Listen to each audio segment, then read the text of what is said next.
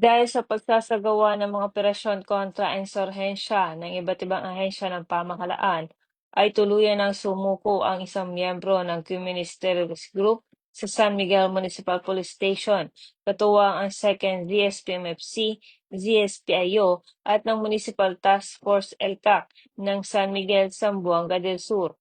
Kinilala ng mga otoridad ng Balikloob na si alias Sally, 50 taong gulang, may asawa at residente ng Barangay Dumalian, San Miguel, Zamboanga del Sur.